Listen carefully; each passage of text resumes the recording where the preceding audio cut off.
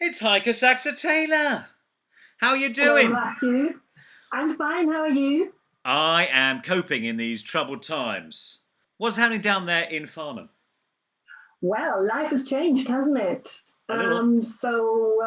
Yeah, Farnham. I am actually in Farnham for a change, as opposed to at some airport flying off somewhere in Europe. That's actually quite nice for a change. There's been a radical change in the environment. All the kids who had left home have come back, so we've created this co-working hub down here in Farnham, which is quite fun. So yes, it's very different. Riffing on that, have you negotiated a new house charter or have you gone back in time?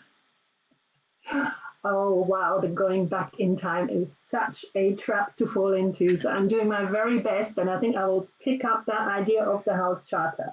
That sounds excellent. I was Excellent. so proud of us. We had a three-way negotiation on what television we should watch. No Anglo-Saxon language, no violence. I was so proud. I was so proud. But we do Yeah. have two mediators in the house, so we've got half a chance. Maybe you can send one down here. Exactly. We're renting out those services in Yeah. these troubled times. All right, let's put your reporter hat on. You're having these conversations. You're not necessarily travelling, but you're having these conversations with people around you. What's the vibration? What are you picking up? A vast range. I mean, if you look at the different clients I work with on the training side or on the coaching side, some of them are in existential threat in a way. Sort of their whole business model might be endangered, in jeopardy because of what's going on. Others are seeing this almost as an opportunity to take stock, maybe come up with new ways of working. I've been on countless sort of town hall networking type things for the coaching community, which I found extremely helpful. But we're all in the same boat. Everything is going remote. There's no more face to face work, of course, not just for us, for everybody else as well. So that is very different for most of us, and also a real opportunity, of course. So it sounds like you've really put your senses out there. You're listening and observing, and generously, people are sharing their issues. So, can we just do a contrast? Old world, what sort of issues were coming your way? I know this would be a simplification. Old world, before the crazy, what sort of stuff was coming your way as a coach? Mm. Uh, we were working much more on long-term development. It almost seemed like a luxury to think about where somebody would be in 6 months' time, in a year's time, looking at very personal development journeys, um, looking at challenges which for some people were serious, for others less so. Yeah. Uh, Whereas now we've moved into this world where the challenges are uncontrollable. We used to talk about VUCA. I'm sure you did in your training work, in your coaching work, and that was all very well in theory. And you've maybe talked about dysfunctional organizations or teams or whatever in that context. Now suddenly the world really is VUCA, and how do we deal with that? And I think a lot of the old ways of approaching that, of developing people, of coaching, have probably been changed dramatically through that. There's a different approach now, I think, which is required. This is profound. This is profound, isn't it? So, what has changed, or what should be changing, or what is changing for the coach in terms of their relationship with their workforce? Is it time to bring some coaching skills out of the executive? Yeah, but probably two things. So for in the coaching environment as such, sort of classical executive coaching, I think the topics are changing and will change. given the situations and the pressures and the dilemmas that everybody has to deal with right now. But I think there's probably also great value in taking some of that coaching approach into a different context, so away from formal coaching, but into all the conversations that we all have, whether it's as a manager with his team or with your colleagues, even within your family. I think there is a lot there in the coaching approach which could be helpful, particularly at the moment. So it's rather like I'm a mediator and I press mediation on everybody, whether they want it or not. But really, we can borrow something from the professional discipline of coaching and apply it to many, many, many dialogues. What are you looking to open up there? Are there any specific areas which you think are particularly important at the moment? Yeah, so the week one in coaching school, you're told that coaching should be non-directive. You are not a football coach who teaches people how to score that goal, or a gymnastics coach or whatever. You are somebody who supports people in their own thinking, in finding their own solutions, in drawing on their own insights, their own strength. You're just supporting that. So I think this overall approach of really listening, of having a conversation where you don't try and steer it too much, you don't try and direct it towards a specific outcome, but to maybe have more conversations where you're just being really open and you focus on the listening, and you are what we call a thinking partner, allowing people to sort of, well, explore what's going on for them at the moment, maybe, provide that space, allow them to be vulnerable, voice their own fears and anxieties. Those sorts of conversations we probably generally don't have often enough, and I think they're particularly valuable right now, giving people that opportunity, that space. So what I'm getting is we've had normal, I put normal work in, I get normal income out. We've had crazy times with contingency plans and horrific critical conversations and furloughing people that we love appropriately in a workspace.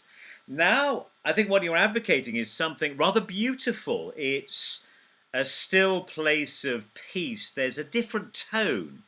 So if we were transferring some ideas or values or a model to supervisors, managers, directors, as they speak to their peers or subordinates, anything that you would pass to them? What do you think?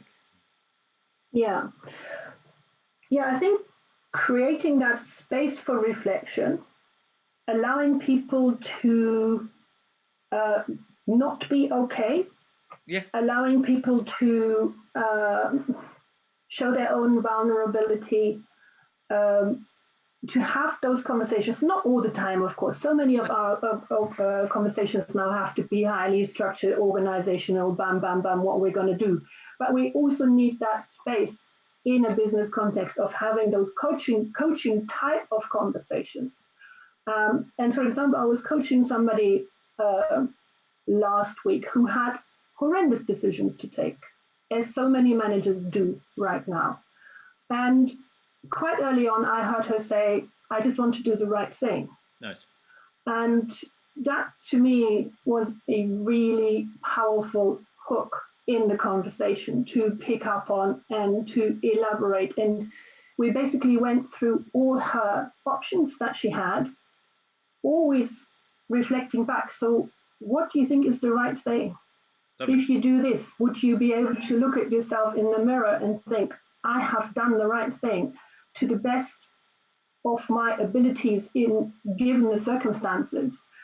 And I think that's a really valuable approach, I think, to get down to the basics. What is it that, when we look back at what we've done in 6 months' time, what do we want to be able to see and observe and hopefully feel decent about. So making space for those sorts of decisions, reflections, just making that space, I think, would be very, very helpful. Very strong. And it seems to me, just adding to this, or just sort of zooming out a little bit, in the crazy sea of VUCA and uncertainty, what you've identified is something which is a constant. It is a benchmarking tool. It is a North Star for people. So if we expand what matters for you into what are your principles or what are your values, you were probably, and you could coach those. What were you certain of yesterday? That is probably still valid today. And then your idea, the absence of regret later, or the decent legacy later. This is a leadership opportunity. This is a coaching opportunity. If you can rise up, control your own panic, maybe even be vulnerable yourself, then there is a space that we create. Have I got that? Would you add to that? Yeah, and I'd just like to reinforce that point of showing your own vulnerability as well, because nobody can have all the answers right now. Yeah, yeah. If anybody said now, I know exactly what's going to happen in 3 months' time, we'd all know that they're delusional.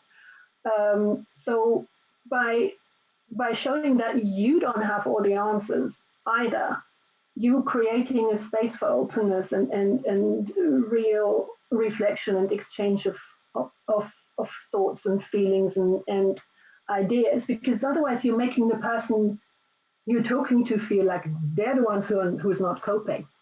And by showing a little bit of your own vulnerability, you're making that okay. We're all in this together. Nobody has all the answers. So let's reflect on our principles, our values, what feels right now, and what can we revisit maybe next week and see, was that the right thing? Are we going down the right route? Yeah. Do we need to revisit that, slightly adjust it? Being open, being flexible around that, I think would be helpful. So moving away from the fast-paced, almost predictable actions that we all used to take only 4 weeks ago. We're out of that. We are in a different world. We need to sort of, in a way, get back to basics, get back to what really matters. And in a coaching context, that's a great space where you can identify that, what really drives people, what makes them feel good about the world and their work and all that. And I'm sure we can take a lot of that into non-coaching conversations, in the conversations we all have in the workplace. And I think that's really important right now. That's really strong. That's really strong. So that's probably enough. That's a mash. That's a generous basket of value we've transferred to our listeners. We don't want to overtax them in these troubled times. They're fairly vulnerable, choosing between Netflix and Amazon Prime. These are difficult principal decisions that these people must make. So to summarize, have we got a gift sentence to give to our lovely, loyal and repeating viewers? Be brave. Love it. Love it. Be brave to be vulnerable. You don't always have to have all the answers. You don't always have to be the strong one. Allow some space. Lovely, lovely, lovely. Heike Saxer-Taylor, friend, coach, trainer, manager of a co-working space in Farnham. Thank you. Thank you. See you next time. Thank you.